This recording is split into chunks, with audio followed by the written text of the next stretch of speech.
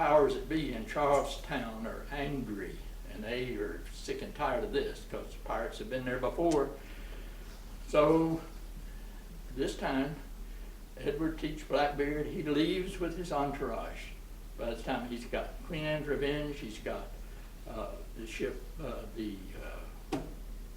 another smaller sloop called the Revenge, he's got the sloop called Adventure, and a smaller Spanish ship that he had captured. 3 ships. So where do they go? Up the coast to North Carolina. Now it's June 1718. He decides to go in the inlet called Beaufort Inlet, and on your map you can find that. It was called Topsail Inlet then, I think, but it's Beaufort Inlet. And he takes this big ship, and the other ships are going along with him. And it's right off, if you go to Morehead City and drive across the bridge, you're on Atlantic Beach. They call it Atlantic Beach now. And at the north end, there's a Civil War fort called Fort Macon. Then there's a very narrow inlet across there to look out to Island. Very narrow inlet that goes in, called the Beaufort Inlet. Beaufort is a village there in just north of Morehead City. Beaufort is the county seat of that county, Carteret County. The locals call it Carteret. We live in Carteret County. Anyhow, they talk funny. Anyhow, a lot of the Outer Banks people talk funny. Anyhow, so they went and got in that inlet, and it's very narrow, and the sandbars and everything. And the Queen Anne Revenge wrecked. And a lot of people speculate that he did that. Blackbeard did that on purpose. Why would he do that? Well, I think he thought things were getting hot, and he heard about this pardon business. So he thought, maybe we can work out a deal. I'm not sure. But anyhow, it ran into a sandbar at full speed and cracked the hull. It was a goner. And one of the other sloops, the Revenge, got damaged also. But anyhow, they got in, they took what was left. He got as much off the ship as he could before it sank, and they went into Beaufort. Now, Beaufort was just a tiny little village. There's nothing going on. And by the way, North Carolina, 1718, it wasn't much. North Carolina, unlike Virginia, unlike South Carolina, unlike Philadelphia and Pennsylvania, North Carolina didn't have a deep water port then. So if you didn't have a deep water port, you didn't have much trade, you didn't have much business. And so the colonists had been slow to come down from Virginia to colonize North Carolina, the colony of North Carolina. But some of them did, and then they had a war with the Indians, the Tuscarora, we talked about that. And so they had a problem there, and so they were kind of slow getting going.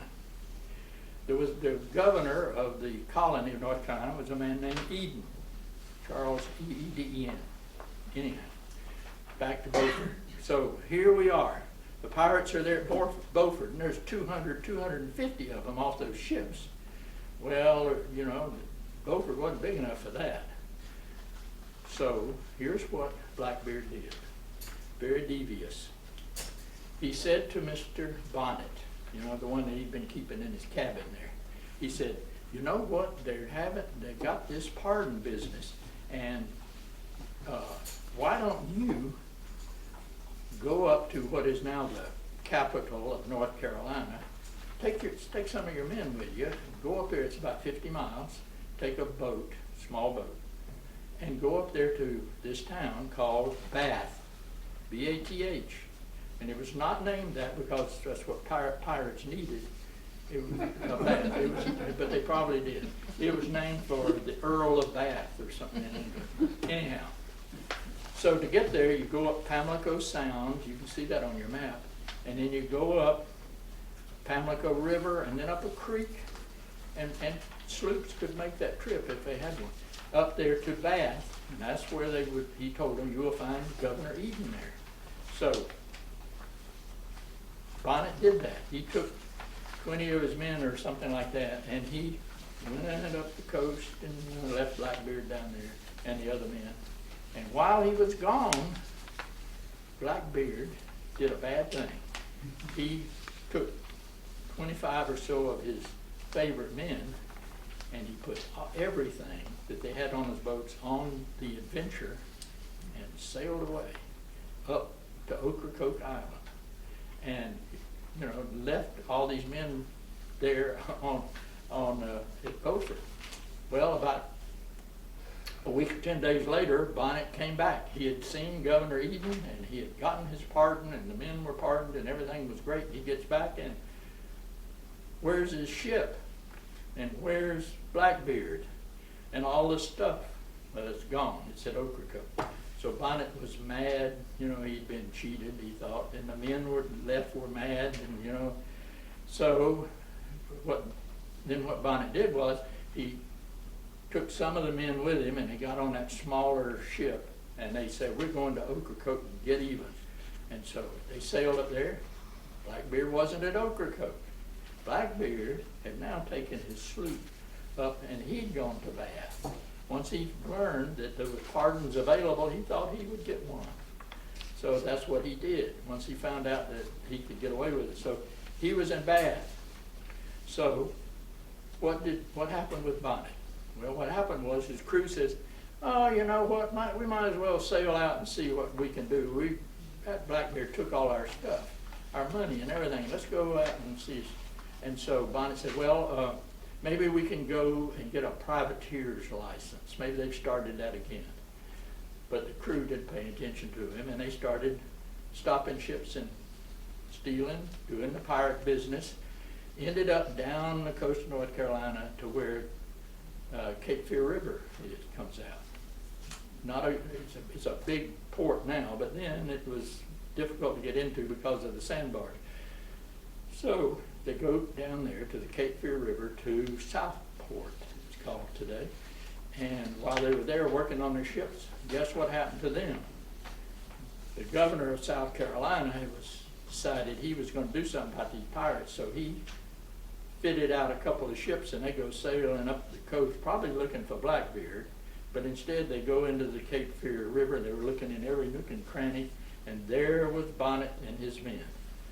So after a brief fight, they captured them, took all of them down to Charlestown and hung them to Bonnet. That was his fate. Meanwhile, Blackbeard is having a good time in Bath.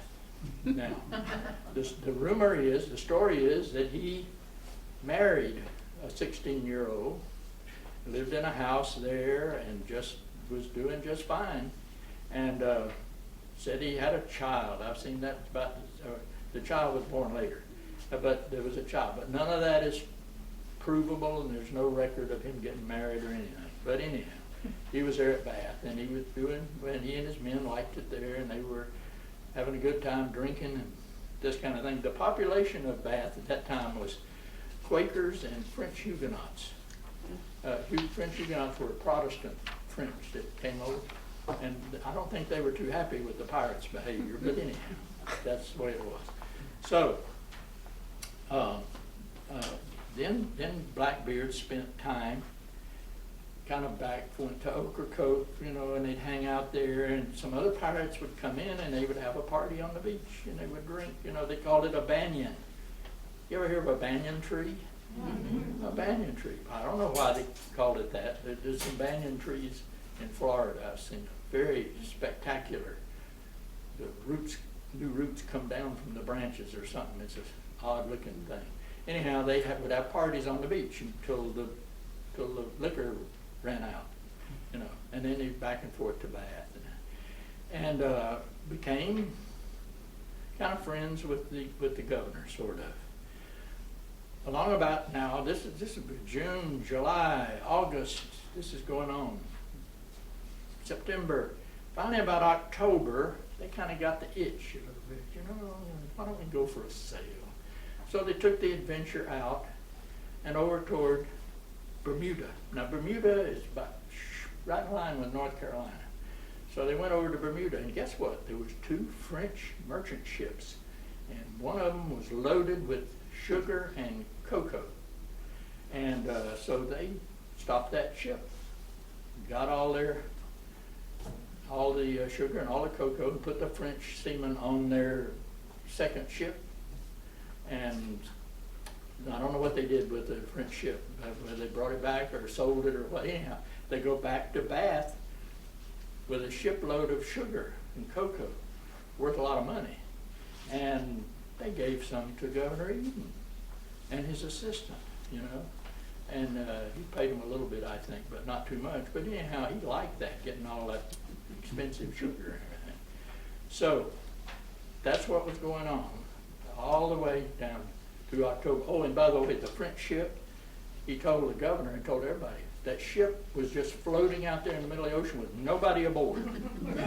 And, you know, when a ship is abandoned like that, it's free to whoever finds it. It's a derelict. So the governor said, oh, okay, you know, no pardon. I mean, your pardon is still good, no problem.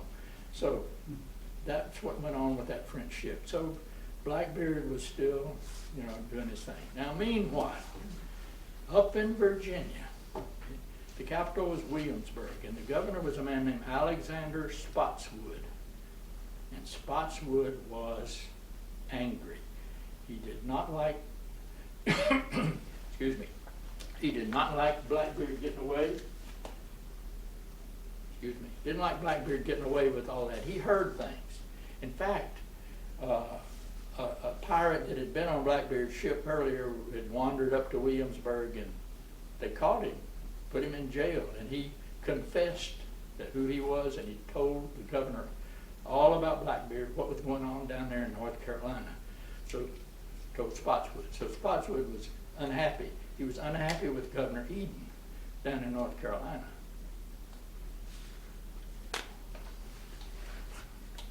So he decided something needed to be done. And he didn't think much of North Carolina anyhow. He sort of thought North Carolina should be part of Virginia instead of being a separate colony. They didn't have much. They were poor. And they were, well, think of all kinds of, somebody might call them deplorables or something like that. So there they were. And Spotswood decided something had to be done about Blackbeard and Governor Eden being so helpful with him. So what he did was he went to about 20 or 30 miles from Williamsburg, is across the bay there from Norfolk. There was a couple of great big English man-of-war ships. Would never be able to go into the harbor, by the inlet there at Ocracoke, or to go up to Bath.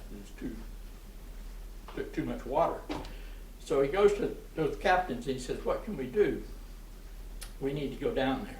So they got together and they said, well, let's take a couple of merchant ships, sloops, and convert them, rent them, convert them to warships, take some of these sailors off the Royal Navy ship and man these two sloops and send them down there to Bath to capture Blackbeard.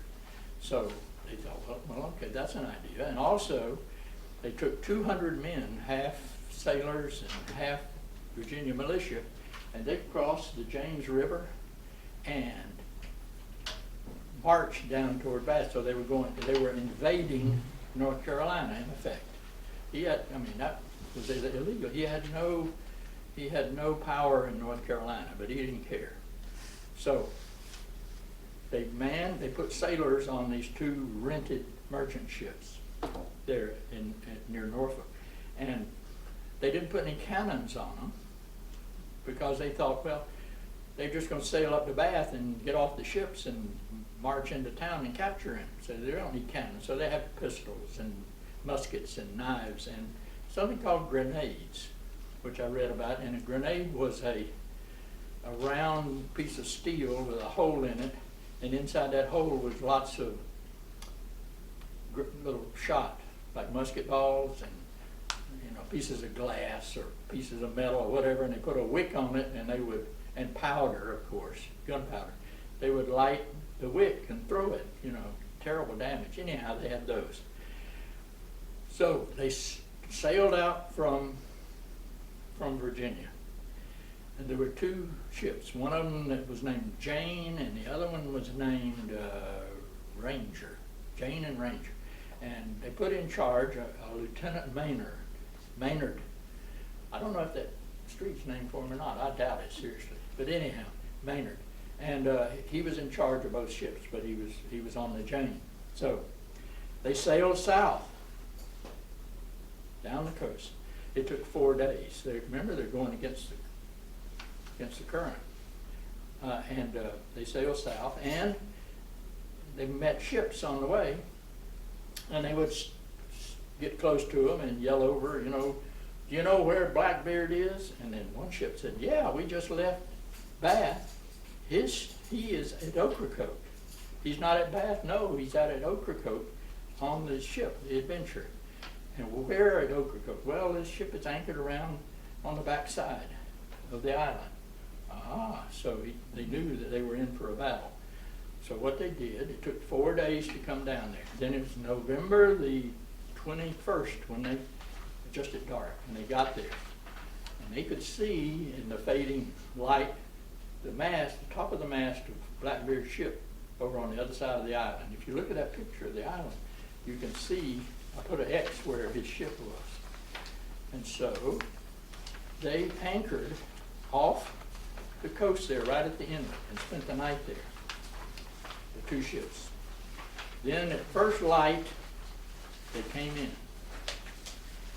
And as soon as Blackbeard's people saw them, you know, they jumped up and started getting ready. Of course, they'd all been having a party the night before. They were all drunk, you know, and they probably didn't move too fast. In fact, I want to mention this. There was a boatload of guys that had come out just to party the night before with the pirates. And they left that afternoon, but two other guys were too drunk to get on the boat, so they left them aboard the Adventure. These two guys, they weren't pirates, but they were stuck there. And something happened to them. I'll get to you that later. Anyhow, first light, here comes the Jane, here comes the Ranger. But you know, ships were not like ships today where they go and drive.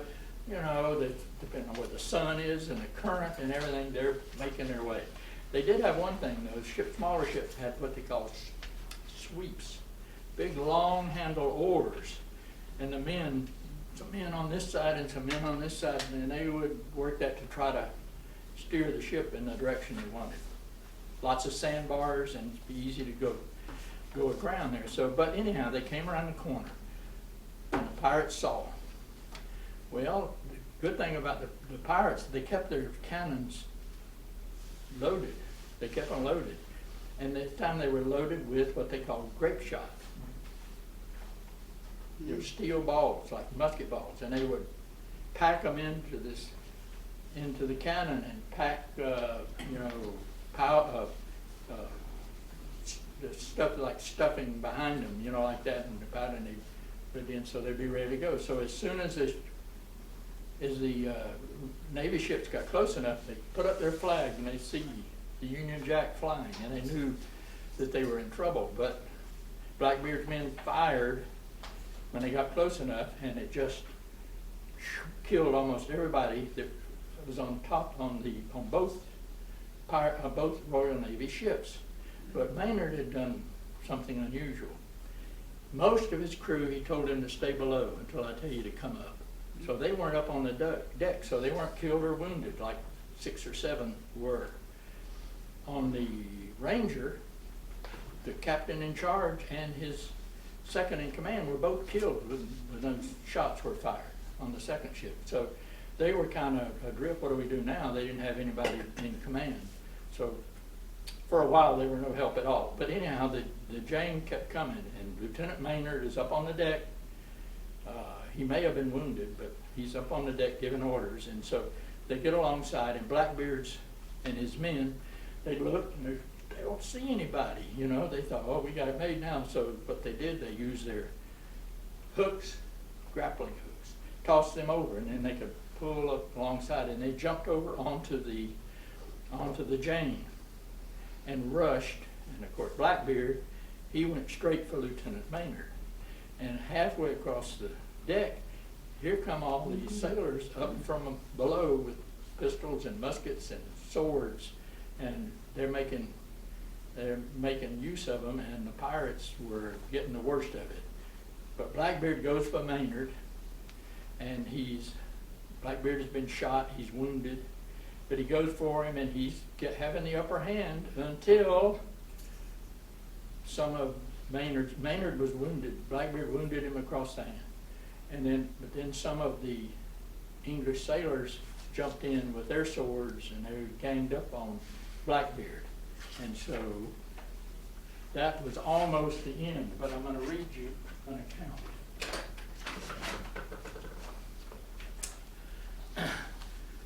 The author of that book I mentioned, Captain Johnson, wrote about Blackbeard. He stood his ground and fought with great fury till he received 25 wounds, 5 of them by shot. Maynard and his men moved in for the kill.